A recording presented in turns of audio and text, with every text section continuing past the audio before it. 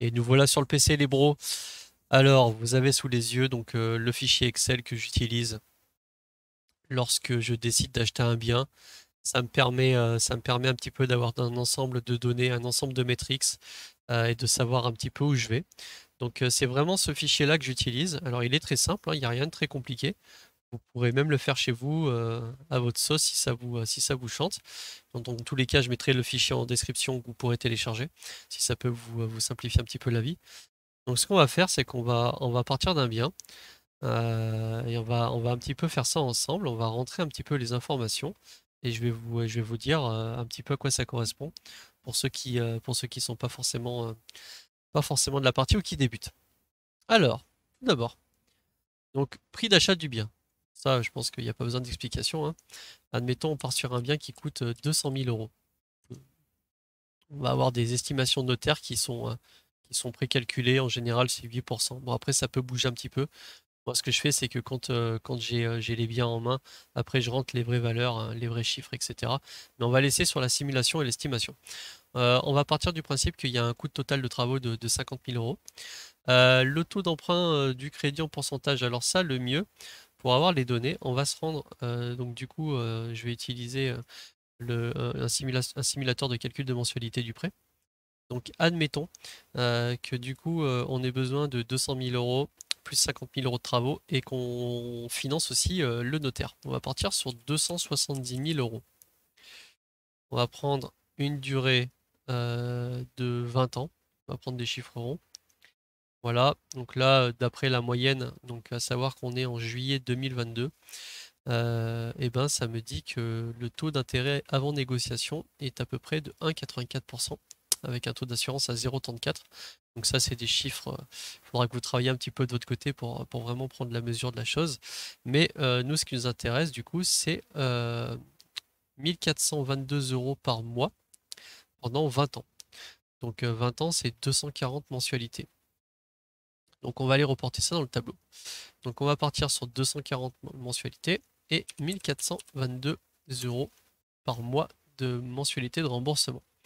Bon là, on peut mettre, donc on va mettre un 50 parce qu'il y a l'assurance derrière.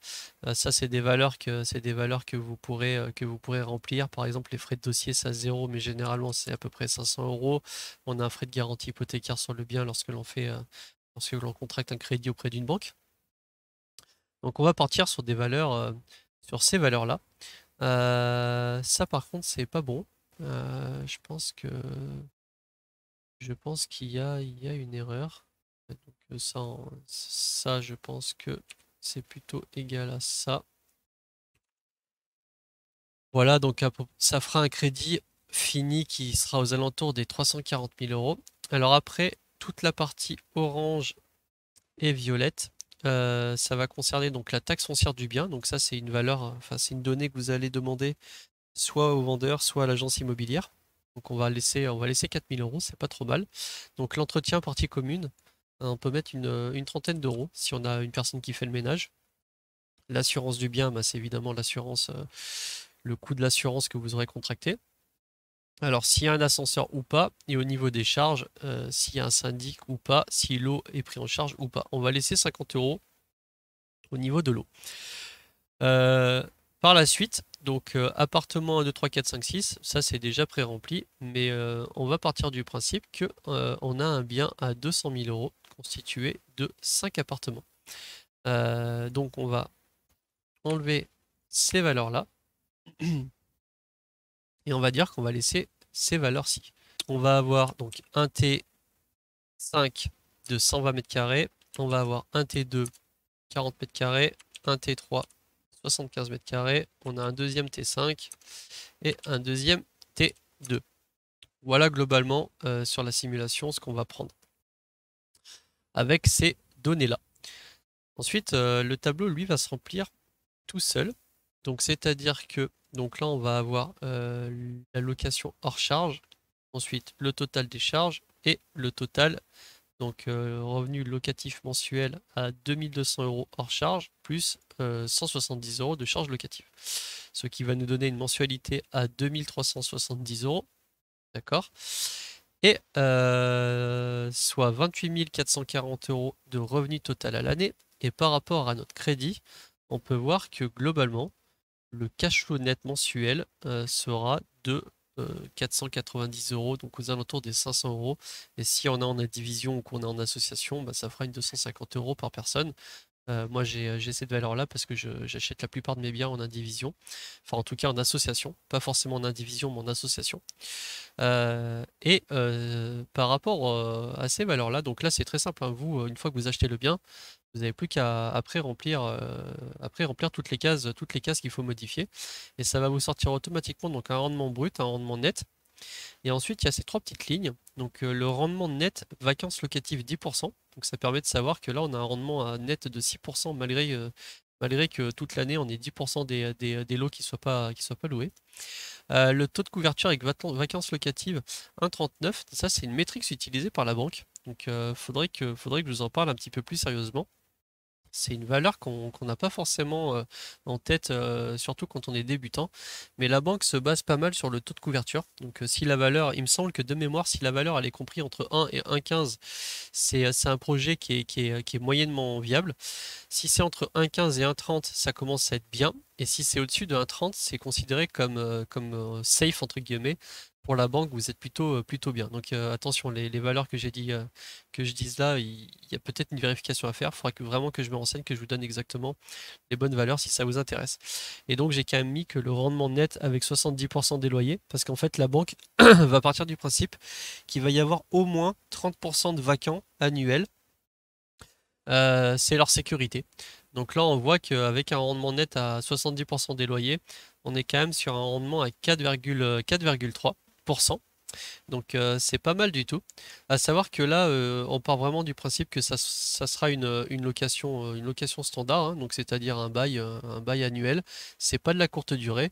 Et évidemment, si vous voulez faire de la courte durée, ben, les rendements ils vont pas du tout être les chiffres que vous avez là. Ça sera beaucoup plus. Ça peut être multiplié par deux assez facilement. Après, par contre, ça demande beaucoup plus de boulot, hein. Ceux qui font du Airbnb, il y a quand même une gestion active qui est tout le temps présente. Donc ça, c'est vraiment, c'est libre à chaque personne de gérer son parc immobilier comme il le veut. Moi, je sais que pour l'instant, je ne fais pas de location courte durée, étant donné que j'ai pas mal de lots.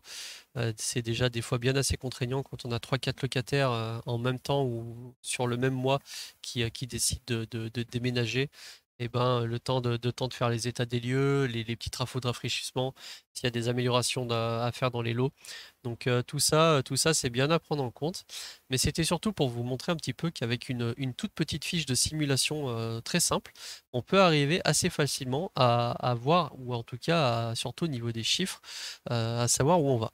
Là, on voit bien qu'un bien qui nous revient globalement à peu près 300 000 €, un peu plus, mais globalement, on va faire un crédit de 280 000 € avec une mensualité de remboursement à 1400 €, ce qui n'est pas non plus rien du tout. Mais si on arrive à gérer correctement son parc, évidemment, c'est sous-entendu que le bâtiment ou le bien acheté soit dans une zone propice à la location, qui est pas de soucis particuliers, que vous n'ayez pas des galères avec les locataires, en tout cas pour trouver les locataires.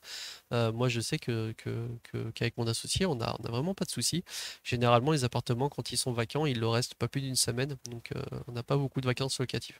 J'ai un tableau récapitulatif sur nos vacances locatives. On est à plus de 95% de locatifs sur l'année. Donc ça, c'est vraiment, il y a vraiment des sécurités, mais moi, je pense que quand vous faites vos simulations, il faut vraiment partir du principe que faut envisager le pire. Faut pas que vous vous foutiez dans la merde, hein. Le but de l'investissement, en tout cas immobilier pour le coup ici, eh ben, c'est quand même de générer un petit peu de profit et ne pas se retrouver en galère. C'est pas, il y a pas vraiment d'intérêt d'acheter un bien et derrière de se retrouver et en galère financière et en galère de temps et en galère avec tous les problèmes qui peuvent arriver par-ci par-là. En tout cas, voilà. Moi, pour vous donner un ordre d'idée, ce que je fais, c'est que généralement, je vise au moins du 10%. Je peux vous montrer un tableau qui est réel. On va prendre celui-ci. Donc ça, c'est un bien qu'on a acquéri en 2020. Donc là, il est actuellement en location complète. Donc c'est un immeuble qu'on n'a pas payé cher du tout. Par contre, il y avait énormément de travaux. Je pourrais vous montrer quelques photos, mais globalement, on a eu le bien avec des frais d'agence à 64 000 euros. Bon, c'était vraiment 4 murs, un toit, et à l'intérieur, il y avait strictement tout à refaire. Il n'y avait même pas de doublage. Il y avait vraiment tout à refaire. Le coût des travaux, c'est 80 000 euros. Alors, ce qu'il faut savoir, c'est que les travaux, on les a fait intégralement nous-mêmes. La seule chose qu'on n'a pas fait, c'est une étanchéité de toit, parce qu'on a une décennale dessus.